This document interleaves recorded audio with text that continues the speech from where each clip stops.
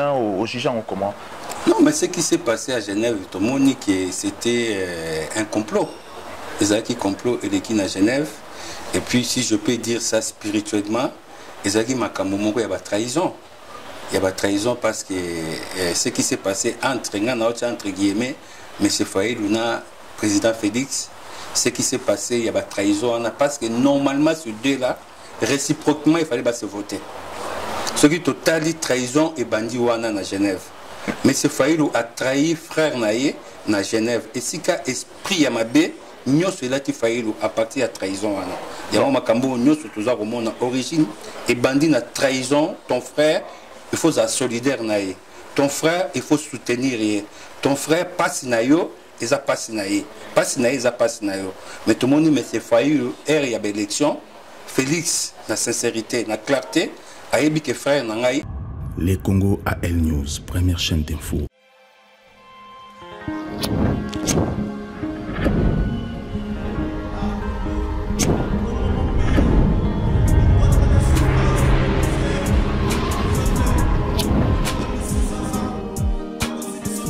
Bonsoir, bienvenue à l'émission dans le Congo. Nous passons pour aller vraiment pour partager déjà l'émission Oyo. Bobenga bande ko na batala yango botine la bango na ba WhatsApp botine la bango na ba message parce que c'est très important que ba congolais passe news tozali tous la informer la situation politique pe mboka na biso tozo fungola ba dossier o ba congolais mingi boye ba kité na yango na poko na lelo na yambi monsieur Johnny Timbalanga o azali président fondateur il y a Réveil du peuple pour bâtir et aussi n'oubliez pas que monsieur Timbalanga azali fondateur il y a Lamuka, Kolo Lamuka, mais à Kabouani na Bango, à Kabouani na Lamuka, aujourd'hui, à Bimi Poaloba. Mais pourquoi Bimi Poaloba? Et puis, pour expliquer comment est-il possible que Yemoto, Ayaki na Kombo ya Lamuka na Kati ya Lamuka, Azako Benga Yango, Lamuka original. Mais c'est Johnny Timbalanga. Bonsoir. Bonsoir, M. Andreas. Bienvenue à l'émission Nabiso. On m'a invité au poteau parler la situation où tous vivent actuellement, les Congolais. Vraiment, la tension est partout dans le cerveau des Congolais et créer un peu de division. Alors, Yozali, ancien, il y a Lamuka, vous allez fondateur. Il y a Vision Fayoulou. On a étant que fondateur, il y a Vision Fayoulou à la diaspora. Aujourd'hui, on a réclamé Kombo, il y a Lamuka. Alors, qu'est-ce qui s'est passé? Pourquoi vous avez réclamé comme la Mouka? Il s'est passé des choses entre vous, au Longwe. Est-ce que vous êtes toujours proche de Martin Fayoulou? Merci, M. Andrés. Merci pour la question. Omoni Ngaï, ça fait un moment, je vis juste avant tout le monde que M. Fayoulou est un bon patriote.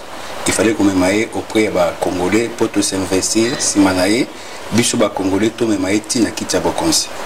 Mais on a une vision où une valeur ajoutée na et j'ai ramené M. Fayoulou comme un produit auprès de la communauté congolaise pour promouvoir et tous en comparer tous investir pour naïe. Mais le monde qui M. Fayoulou a tiki vision tous qui naïe est accueilli et pas y balier naïe. Et vision c'était quoi? La vision c'était que nous les Congolais nous puissions tout ça beaucoup na poche. Tobimisa mbongo, tous à lobbying nae, tous à la soutien nae, tous à la nyonso. Mais lelo atiki ba congolais, ake pas balié na ba associé na bango. Combo ya vision comment on a dit? Combo ya vision à 7 ans, ils avaient vision Fayoulou président. Parce que ils avaient projet autre, on a qui déjà, nous avons se projeter dans bambou de Koya. Que Fayoulou, il faut à la moko ou yako vanda na kicha bokonzi. Non, yom to gérer qui projet wana. Ngam na gérer qui projet wana. Et si il y avait pas si vous avez na kati SIDT. Et si des partis politiques ou ça qui congrès nango investir M. Fayoulou comme président candidat na présidence ou ezali koya.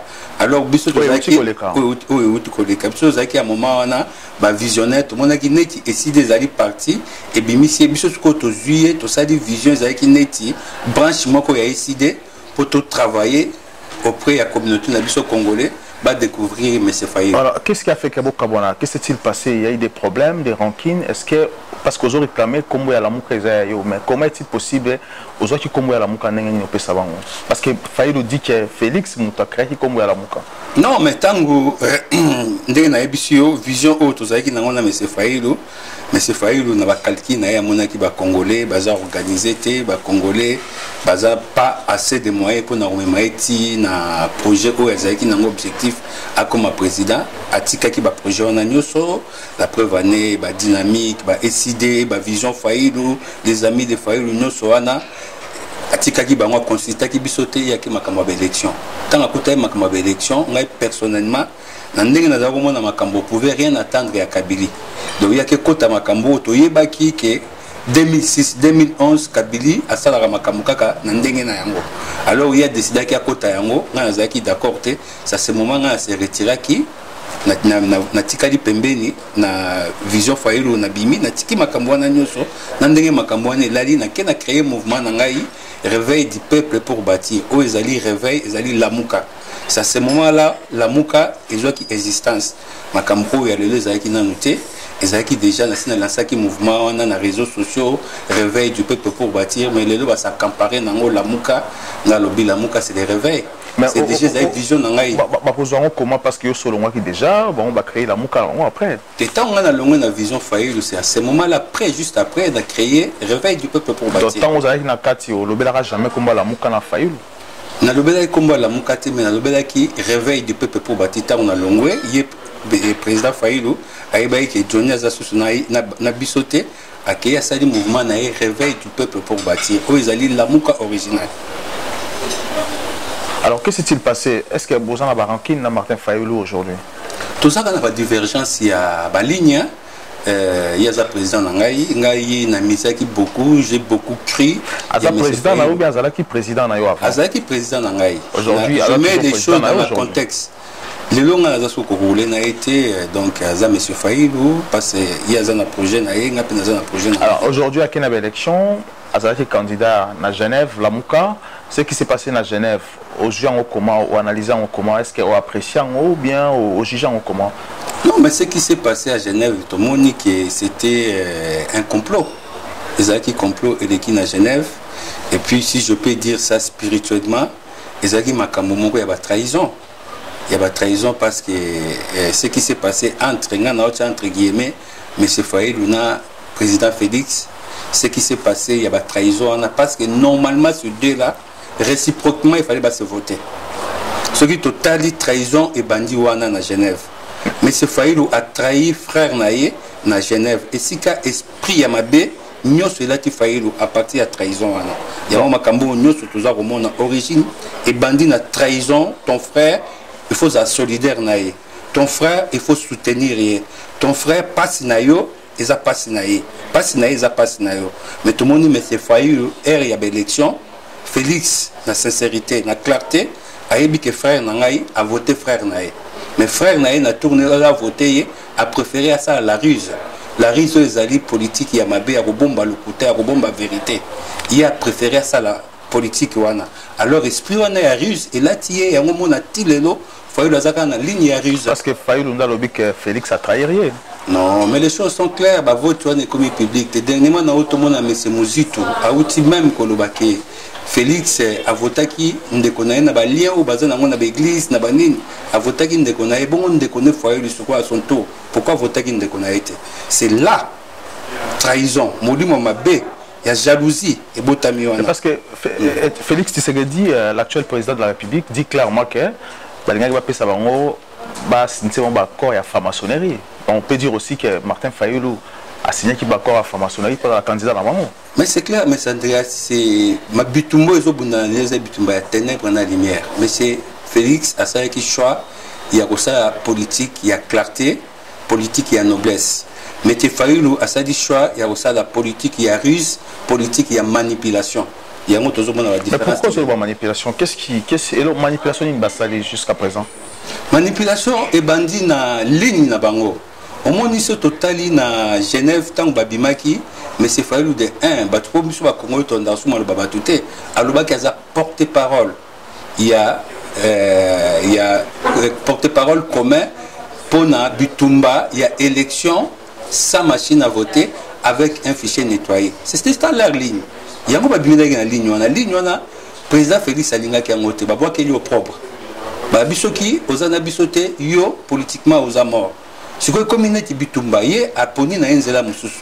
Bango batika na ligne na bango na ligne ambiguïté. Mais c'est M. Félix, l'actuel président, il m'a dit que l'Alliance Bassaline, là, vous à la mort, fatiguité politique. Oui, car M. Félix, il a toujours été sincère. Tout le monde écoute, M. Mouzoutou, dernièrement, a outi Koloba, que M. Félix a signé qui contrat, on a le président Félix a signé contrat, on a signé qui est sous réserve. Donc cela veut dire qu'il n'était pas convaincu dans la Makambouana.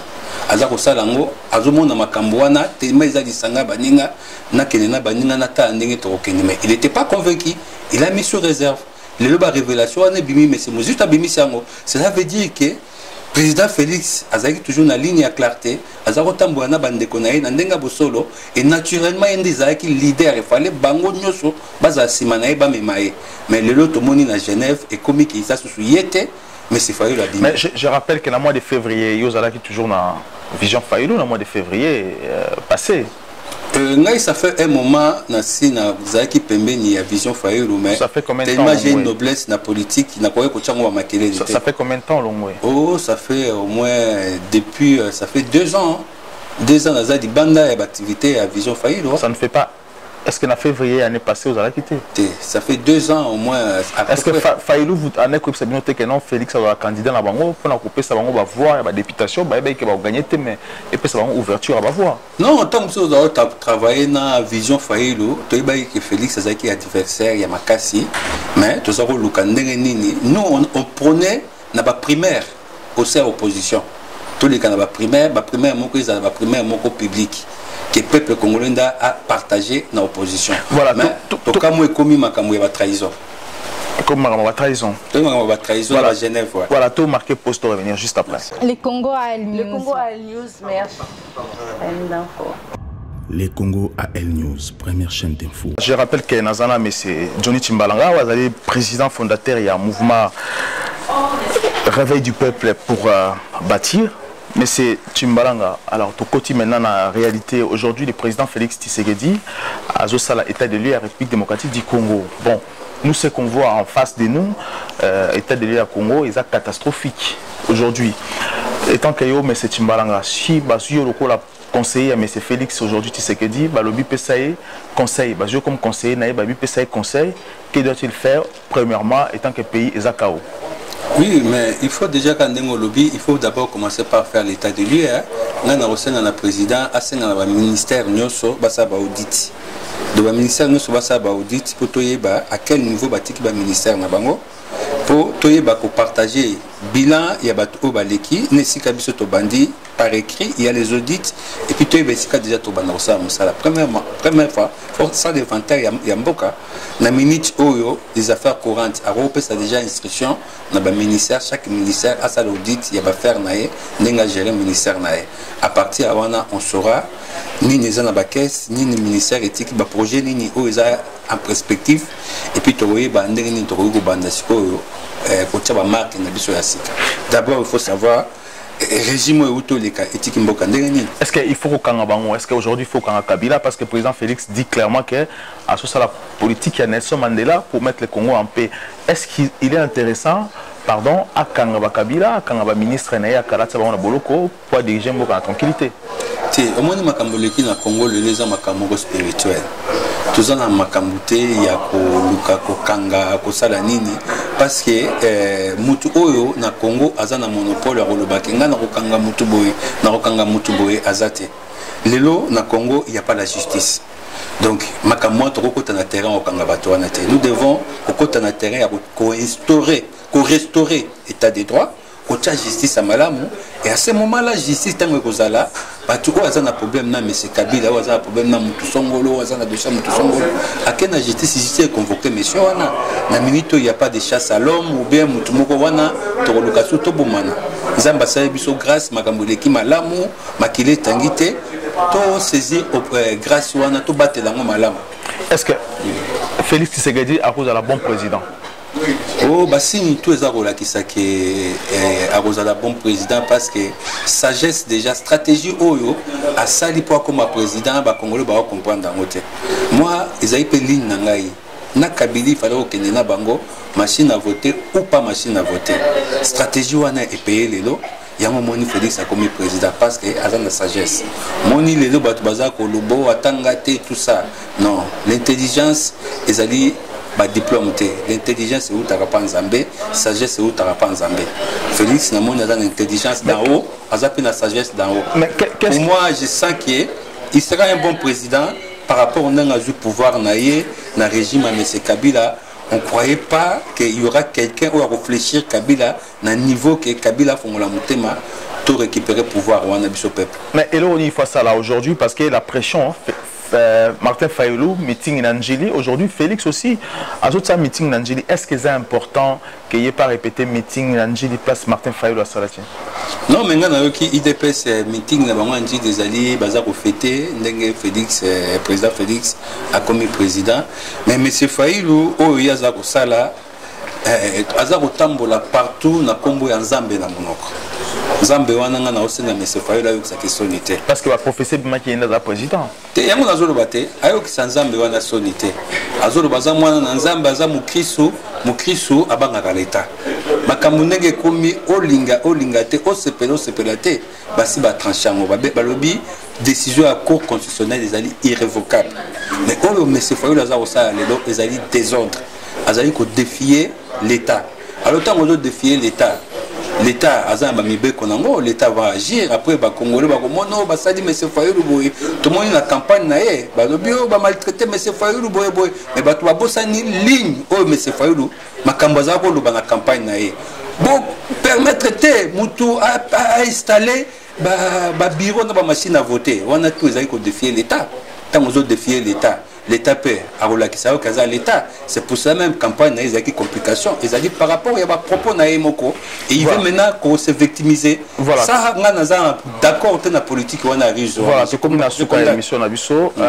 Simple question avant de clore cette émission. Alors aujourd'hui le président Félix actuellement et le Ronini face à là pour Atia mais c'est Fayoulou en échec dans le mandat naïe. Et là, on y a quoi ça là pour que M. Fayoulou a tika pression ou est-ce ça actuellement? Non, mais ça va appliquer la loi parce que M. Fayoulou, Cour constitutionnelle s'est décidé. Décision de la Cour constitutionnelle est irrévocable. Parce que quand sous M. Fayoulou, il a alimenter doctrine, il y a vérité des urnes. Les fleurs de la base et idéologie à un moment. Et comme dynamique et ça va causer du problème dans le pays. C'est le moment où le président qui a Kenya, il faut neutraliser ça. Merci beaucoup, M. Johnny Chimbalanga. Je rappelle que le président, il y a réveil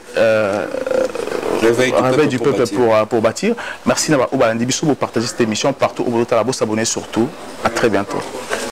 Les Congo AL News, première chaîne d'info.